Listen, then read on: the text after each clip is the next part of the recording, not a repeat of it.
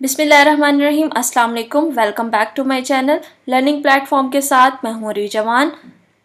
आज हम डिस्कस करेंगे एंजाइटी डिसऑर्डर को। एंजाइटी डिसऑर्डर हमारे पास जो डिसऑर्डर है DSM-5 में दिया गया, नेक्स्ट डिप्रेशन के बाद का डिसऑर्डर है। इसमें जितने सब डिसऑर्डर फॉल करते हैं वो उनको भी डिस्कस करेंगे वन बाय वन। सबसे पहले हम देख लेते हैं कि एंजाइटी का जो डिक्शनरी मीनिंग होता है आपके पास, दैट इज़ फियर और वरी। आपके पास किसी भी चीज़ को लेकर फियर होना या फिर वरीनेस की फीलिंग्स आना, नर्वसनेस की फीलिंग्स आना, ये आपके पास एंजाइटी होती है। एंजाइटी डिसऑर्डर क्या है और साइकोलॉजी में इसकी डेफिनेशन क्या है वो भी डिस्कस करेंगे। साइकोलॉजी में अगर आप बेसिकली देखते हैं कि एंजाइटी क्या है, तो एंजाइटी आपके पास एक ऐसी इमोशनल स्टेट है जिसको करेक्टराइज किया जाता है फीलिंग ऑफ टेंशन, वरीज या फिर ऐसे थॉट आते हैं इंसान को जो कि उसकी फिजिकल स्टेट को भी चेंज कर देते हैं। फिजिकल स्टेट मीन कि उसका बीपी हाई होना स्टार्ट हो जाएगा, उसकी जो हार्ट बीट है वो इंक्रीज होना स्टार्ट हो जाएगी, यानी पैनिक भी हो सकता है इस स्टेट के अंदर।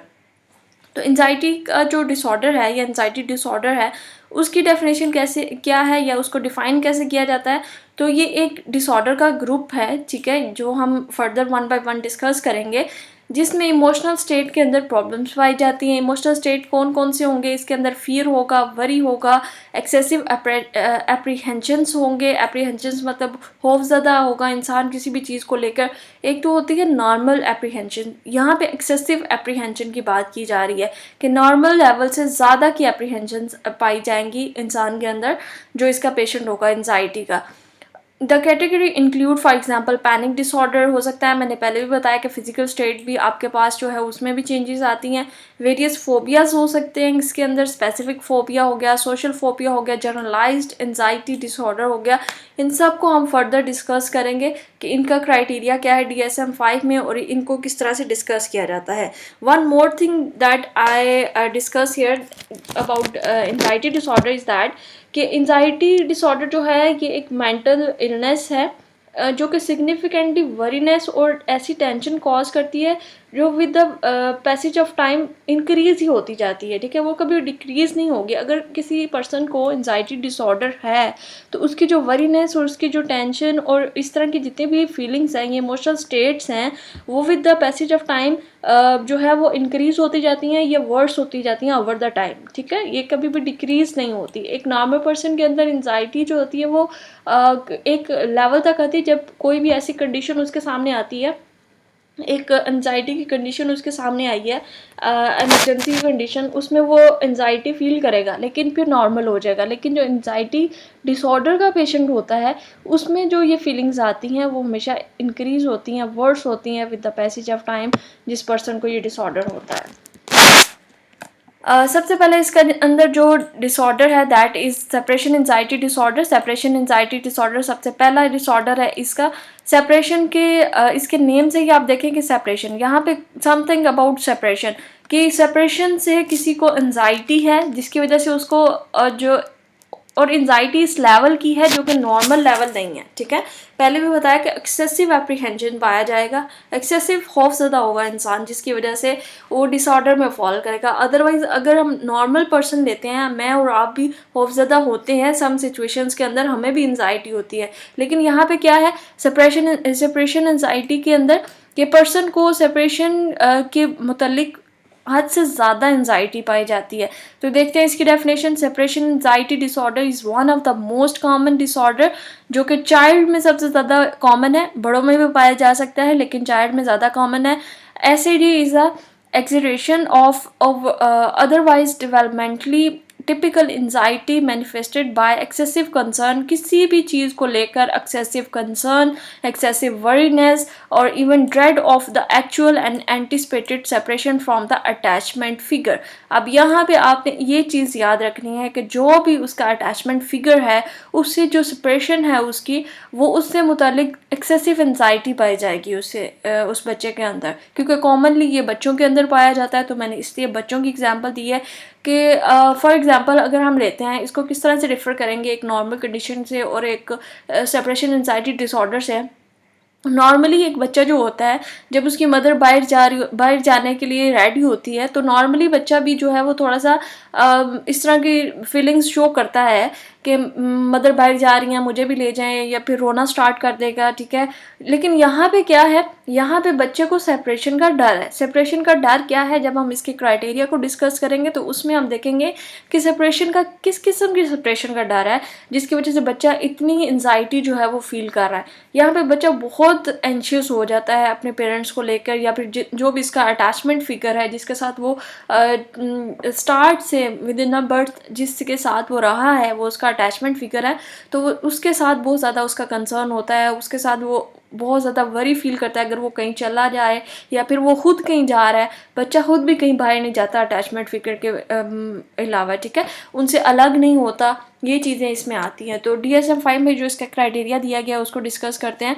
सबसे पहले जो क्राइटेरिया है, criteria number A, that is developmentally inappropriate and excessive fear and anxiety concerning separation from those whom the individual is attached, or as evidenced by at least 3 of the following।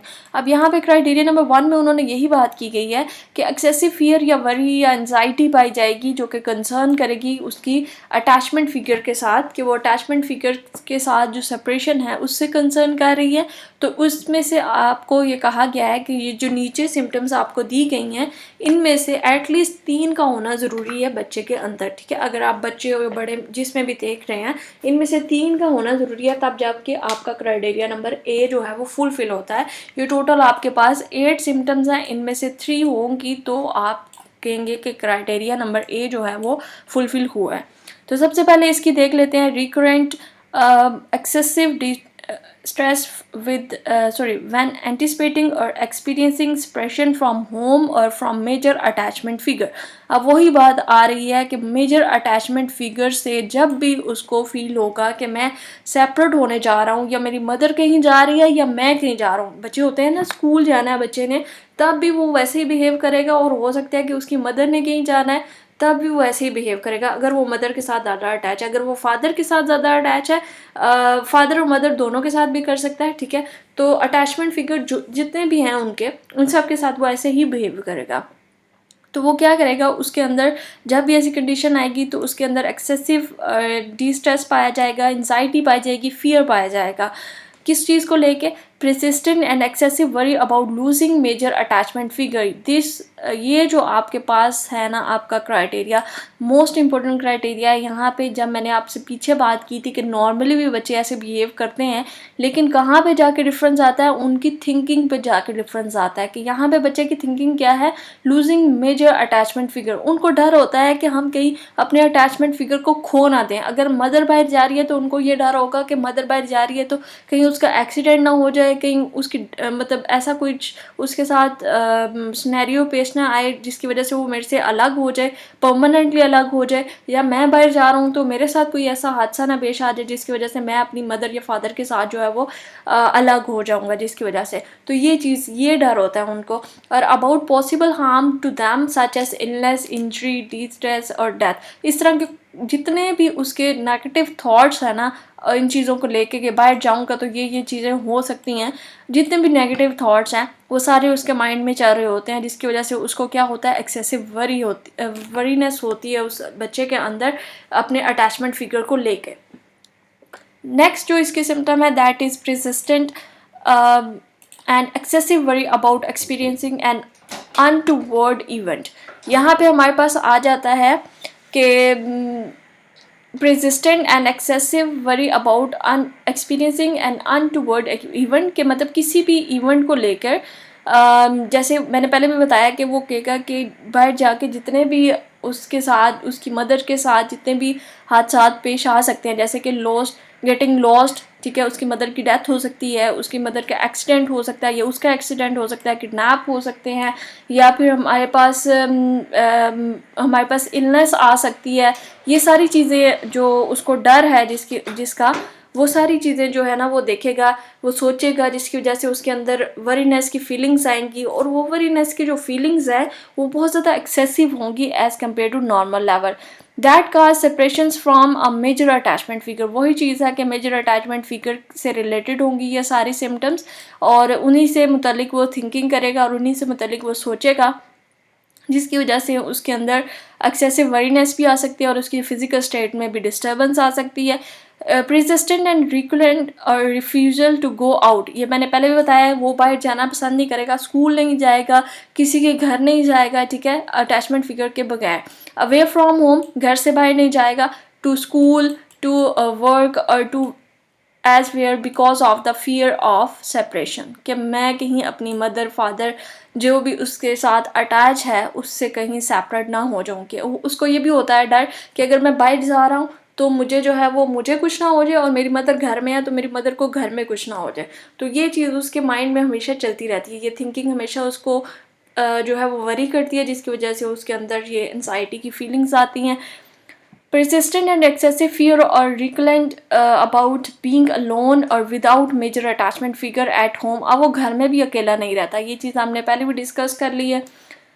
उसके बाद है persistent and recurrent और refusal to sleep away from home, वही चीज़ कि घर से बाहर जाएगा तो सोएगा, किसी और के घर नहीं जाएगा अटैचमेंट फिगर के बगैर, ठीक है। आपके पास आ जाता है ननिहाल, ददियाल, कोई भी रिलेटिव हो सकता है आपके पास जिसके घर वो गया हुआ है, अगर तो उसके साथ अटैचमेंट फिगर साथ है, ठीक है, तो वो वहाँ पे रिलैक्स रहेगा। लेकिन अगर उसके साथ अटैचमेंट फिगर नहीं है तो वो ना तो वहाँ पे सोएगा और ना ही वहाँ पे वो रहना पसंद करेगा, ठीक है। वहाँ पे उसको एंजाइटी स्टार्ट हो जाएगी। रिपीट नाइटमेयर्स आते हैं उस बच्चे को involving the theme of separation. Nightmares जो उनका जो थीम होता है वो यही होता है कि सेपरेशन का थीम होता है, जिसकी वजह से वो हमेशा डरता रहता है कि मुझे ये ख्वाब आया है तो ज़ाहिर सी बात है मेरी मदर जाएगी तो ये ना हो कि मेरा ख्वाब सच हो जाए या ये हो जाए। मतलब इस तरह के थॉट्स उसके अंदर हमेशा चलते रहते हैं। Repeated complaint of physical symptoms, ये पहले भी बताया था, फिजिकल सिम्टम्स की भी जो कंप्लेंट्स हैं वो बच्चा करेगा, ठीक है। उसमें हेडेक आ जाता है, स्टमक एच आ सकता है, नोज़िया आ सकता है, वॉमिटिंग आ सकती है। और when separation from major attachment figure अगर इन एंटीसिपेट। अब यहाँ पे ये चीज़ फ़िज़िकल सिम्टम्स क्यों आई हैं? फ़िज़िकल सिम्टम इसलिए आई हैं जब उसके अंदर एंजाइटी हुई है, उसके अंदर वरीनेस की फीलिंग्स अरोज़ हुई हैं, तो क्या हुआ है कि उसके जो हार्मोन्स हैं या उसके जो ऑटोनॉमिक सिस्टम है, सॉरी, वो भी जो है वो चेंज हुआ है। क्या हुआ कि हमारा जो उसकी हार्ट बीट है वो तेज़ होगी, उस पैनिक होना स्टार्ट हो गया, बच्चा स्वेटिंग स्टार्ट हो गई है उस बच्चे को, जिसकी वजह से ये सारी सिम्टम्स उसको देखने को मिल सकती हैं हमें बच्चे के अंदर। ये था हमारा क्राइटेरिया नंबर ए। अगर ऊपर वाली 8 में से 3 सिम्टम्स अगर बच्चे के अंदर पाई जाती हैं तो क्राइटेरिया नंबर ए जो है वो फुलफिल होगा। नेक्स्ट आपके पास आ जाता है criteria number B, that is the fear, anxiety और अवॉइडेंस इज़ परसिस्टेंट, मतलब मसलसल होगी। ये नहीं है कि किसी एक सिचुएशन में बच्चे ने इनकार किया है और दूसरे सिचुएशन में बच्चे ने जो है वो उसके साथ चला गया है या ये सीन हो गया है। परसिस्टेंटली ये जो सिचुएशन है ये कॉन्टीन्यूसली रहेगी। और इसका जो ड्यूरेशन है यहाँ पे ये आपने नोट डाउन करना है, that is duration lasting at least 4 weeks in child. अगर आप बच्चों में देख रहे हैं तो 4 हफ्ते आपके लिए इसका ड्यूरेशन है, और अगर आप एडोलेसेंट में देख रहे हैं तो टिपिकली 6 मंथ्स आपके पास होना ज़रूरी है, और आप अडल्ट में देख रहे हैं तो 6 मंथ से ज़्यादा होना ज़रूरी है। इसके जो ड्यूरेशन आपने नोट डाउन कर लेना। नेक्स्ट हमारे पास criteria number C is the disturbance cause clinically significant distress और इम्पेयरमेंट इन सोशल एकेडमिक। जब स्कूल नहीं जाएगा बच्चा तो क्या होगा, उसकी जो एकेडमिक जो फंक्शनिंग है वो डिस्टर्ब होगी। बच्चा घर से बाहर ही नहीं जा रहा, बच्चों ने ट्यूशन भी जाना होता है, स्पारा पढ़ने भी जाना होता है, कुरान पाक पढ़ने भी जाना होता है, तो ये सारी चीज़ें जो है वो सारी डिस्टर्ब होंगी। क्यों डिस्टर्ब होंगी? उसको अटैचमेंट फिगर्स की सेपरेशन से जो है एंजाइटी है, जिसकी वजह से वो घर से बाहर नहीं जा रहा या घर के अंदर भी अकेला नहीं रह रहा। तो ये सारी चीज़ें जो है वो उसको डिस्टर्ब करेंगी और उसकी जो फंक्शनिंग एरिया है उसको भी डिस्टर्ब करेंगे। तो ये क्राइटेरिया नंबर सी था। The last one is criteria number D, that is the disturbance is not better explain by another mental disorder. Another mental disorder में क्या क्या आ सकता है हमारे पास आ सकते हैं जी autism spectrum disorder. Autism spectrum disorder में भी बच्चा यहाँ इस तरह की सिचुएशन आ सकती है बच्चे के ऊपर, क्योंकि ऑटिज़म का जो बच्चा होता है, इसको नेक्स्ट जब हम डिस्कस करेंगे तो उसमें देखेंगे कि ऑटिज़म के बच्चे के अंदर क्या क्या सिम्टम्स पाई जाती हैं, और उसका भी यही सीन होता है कि वो अपने अटैचमेंट फिगर के साथ साथ चलता है, क्योंकि उसको गाइडनेस चाहिए होती है, गाइडलाइन चाहिए होती है, और उसको ये भी डर होता है कि मेरा अटैचमेंट फिगर जो है वो ही मुझे समझ रहा है, तो कोई और मुझे समझ भी नहीं पा रहा। तो दैट्स वाई वो इस चीज़ से डर रहा होता है कि मैं कहीं सेपरेशन ना हो जाए हमारी। डिल्यूजन्स हो सकते हैं बच्चे को, हेलुसिनेशन हो सकती है concerning separation in psychotic disorder, bipolar 1, bipolar 2, schizophrenia disorder में हमने ये डिस्कस किया था डिल्यूजन्स, हेलुसिनेशन। और इन चीज़ों को आपने ध्यान में रखना है कि बच्चे को कहीं डिल्यूजन्स तो नहीं है, बच्चे को कहीं हेलुसिनेशंस तो नहीं आ रही जिसकी वजह से सेपरेशन की, जिसकी वजह से वो ऐसे बिहेव कर रहा है। साइकोटिक डिसऑर्डर का पेशेंट तो नहीं है बच्चा, ये चीज़ भी आपने नोट डाउन करनी है। ये आप किस तरह से इसको सेपरेट करेंगे, मैं अगेन आपको बता दूं कि आपने इन डिसऑर्डर का जो ड्यूरेशन है उसको कंपेयर करना है सेपरेशन एंजाइटी डिसऑर्डर के साथ, और फिर आपने देखना है कि ये किस डिसऑर्डर का पेशेंट है।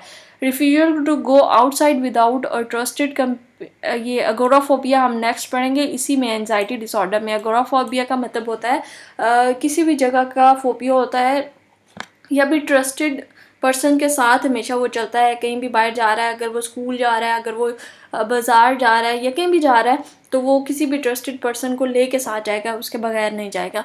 वरीज अबाउट इल हेल्थ और other harm befalling significant other is generalise anxiety disorder, इसको भी आगे डिस्कस करेंगे।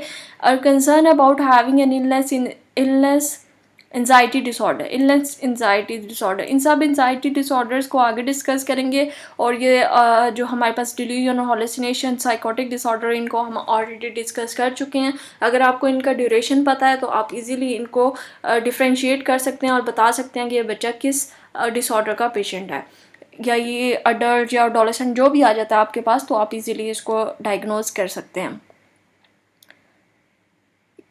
ये थी हमारी आज की वीडियो। Thanks for watching. अगर वीडियो आपके लिए हेल्पफुल रही हो तो आप इसको लाइक कीजिएगा, सब्सक्राइब कीजिएगा और शेयर करना भी मत भूलिएगा। मिलेंगे अपनी नेक्स्ट वीडियो में जिसमें अपना एक नेक्स्ट डिसऑर्डर डिस्कस करेंगे। तब तक के लिए फ़ी मान अल्लाह।